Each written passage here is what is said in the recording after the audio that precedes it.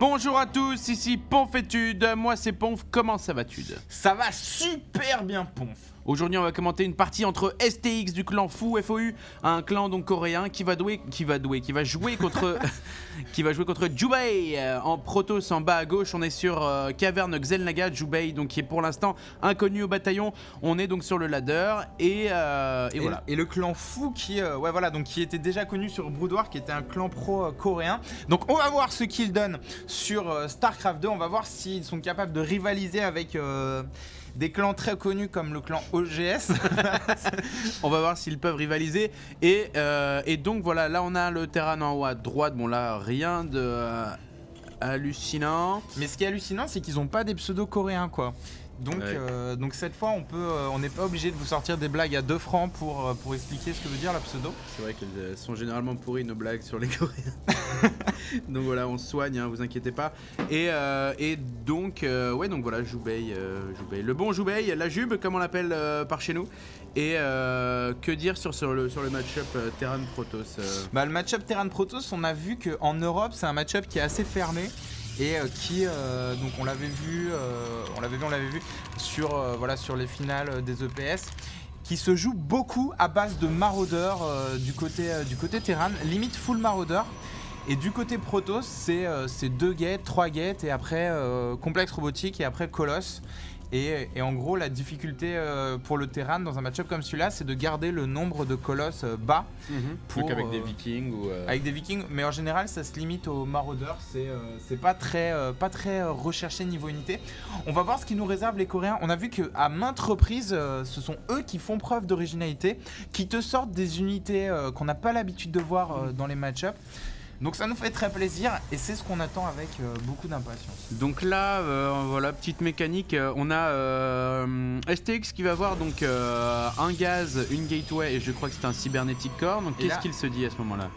Il se dit qu'en fait Jubei a fait son gaz. Là honnêtement Jubei a fait son gaz un peu trop tôt et là vous pouvez voir qu'il est déjà à 100 de gaz quasiment. Et son noyau cybernétique n'est même pas fini. Donc qu'est-ce que ça veut dire? Ça, a priori... Conseil crépusculaire ou... En tout cas, il va pas faire de stalker là. À mon avis, il va partir directement sur un bâtiment de tech.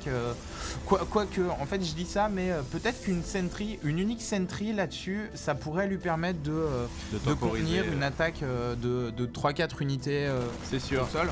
Et pendant ce temps, malheureusement, Jubei qui n'aura pas accès au haut de la pente et qui ne le verra pas, les maraudeurs. Moi, je pense qu'il s'en doute un petit peu, mais il ne verra pas les maraudeurs de STX. Donc pendant ce temps, chez le Protoss, c'est port de transfert qui est néanmoins recherché.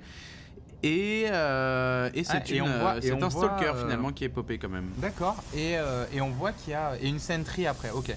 Donc en fait il a fait early gas pour pouvoir faire tout simplement des unités à gaz très très rapidement. Un stalker première unité, donc ça on n'invente rien, c'est très très efficace ça contre les Terran, puisque contre les marines c'est très efficace. Maintenant ce stalker va devoir faire face à un maraudeur. Et boom, baby. Voilà, donc là, ça m'étonnerait qu'il puisse infliger du dégât. Le stalker qui essaye même pas quoi. Le stalker un peu défaitiste qui rentre chez lui. Ouais, il a vu le maraudeur. C'est la meilleure chose à faire. Ouais. Ah mais ça c'est clair. D'autant plus que le timing sur Concussive Shell était presque fini. Et là tu peux voir dès qu'il a terminé, il fait 2 petites patrouilles, un marine, un maraudeur. Et là il divise ses forces en 2. C'est très très bien vu. Ah en plus c'est volontaire. Et c'est pour choper les Xel'Naga ou... Ah, c'est peut-être pour éviter de montrer... se faire run by par des stalkers, j'imagine. Alors, je pense que c'est pour éviter de montrer l'intégralité de son armée à son adversaire. Par exemple, s'il intercepte un probe, son adversaire peut croire qu'il y a un seul maraudeur, alors qu'en fait, il y en a 2. Mais c'est risqué, parce que s'il se fait intercepter par des stalkers, il perd la moitié de son armée. Voilà, mais là, résultat, il passe à l'attaque. Là. Et je pense que STX, s'il daigne finir ce probe... va pouvoir infliger du dégât. Les unités de Jubei. Oh, joli champ de force, joli qui l'empêche de reculer. C'est très joli de la part de Jubei. Ah, c'est dommage si ce champ de force avait été calé un petit peu plus près du Nexus, il aurait carrément bloqué. Mais là je me demande s'il passe pas à côté d'un petit peu de micro-gestion. Là, je pense qu'il y a des kills à faire du côté de STX. Et il s'en est rendu compte, STX qui fait du hit and run. Et là, il va falloir choper. Il faut absolument qu'il réussisse à infliger des dégâts sur cette attaque. Et STX qui nous montre qu'en Corée, le Terran versus Protoss, c'est exactement la même qu'en Europe. C'est du full marauder, quoi, tout simplement. C'est du full Marauder. On a une usine qui est construite également. Et ouais, Marauder et Lion, ça peut être un très très bon choix contre deux îlots de Stalker de Sentry, puisque les Lions peuvent par exemple s'occuper des îlots et faire des run-by, etc. Donc je pense que c'est une... En plus, les armées Protoss, tant qu'il n'y a pas Blink ou Charge, mine de rien, elles sont pas super mobiles, donc les Lions peuvent vraiment passer à côté et aller chasser de la sonde. Ah ouais, c'est vrai que ça aurait du sens là-dessus de faire un ou deux Hélions dès que son usine sera finie. Mais l'autre possibilité, c'est il balance le spatioport direct et il va faire des medivacs pour heal et donner de la mobilité à son armée. Donc on va voir ce que ça va donner. En tout cas, là, il sait que son adversaire Protoss a expand. Donc STX qui essaye d'égaliser la donne. Et un scout de Jubei qui se fait piéger par un maraudeur. Donc voilà, encore une fois, Jubei, STX, pardon, qui divise ses armées pour vraiment choper les petites sondes qui passent. Et pour l'instant, ça lui a été plutôt salutaire.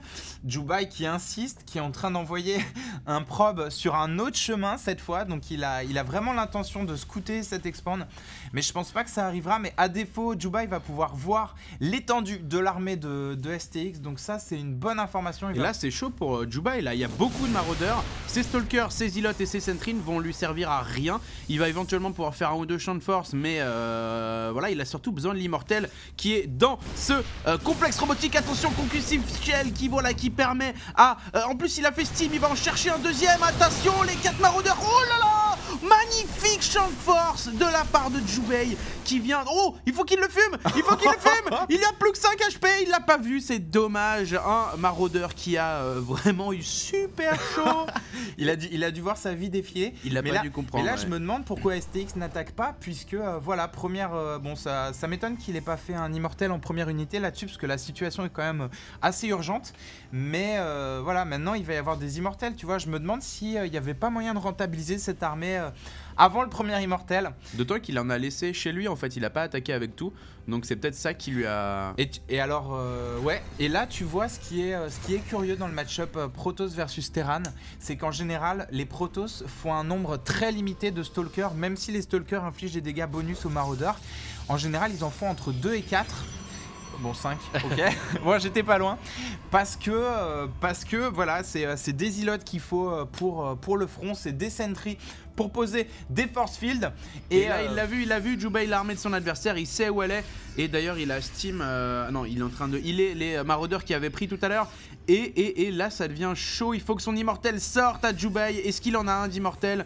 Pour l'instant, il a un immortel, donc ça devrait éventuellement faire l'affaire. Mais voilà, au niveau income, c'est à peu près kiff-kiff. Et on a surtout Jubei qui est en train de partir sur... Jubei qui passe à l'attaque. Oh là là, champ de force encore un... Ah là, mais c'est une très très belle gestion des champs de force. Et pour l'instant, c'est un drop. C'est un drop de la part de notre ami STX qui arrive pile dans la base. Et pendant ce temps, il passe avec le reste de ses maraudeurs. Il va faire beaucoup de dégâts. Attention, il faut qu'il se débarrasse de ses troupes. Attention, et pendant ce temps, le drop qui est super successful. L'immortel qui tombe. Alors là, c'est très très dur pour... il est en train de choper le complexe robotique. Pourquoi il le finit pas? Mais là c'est dommage. Oh là là là là là là là, le Medivac qui s'en sort avec très peu de vie. Mais je me demande si ça aurait pas été carrément rentable de choper le complexe robotique, d'autant plus qu'il est en train de faire un colosse là-dessus et que le colosse va vraiment poser des problèmes à l'armée de STX, puisque voilà. Bon, STX va pouvoir faire quelques vikings s'il a les ressources pour le faire, mais c'est pas du tout évident.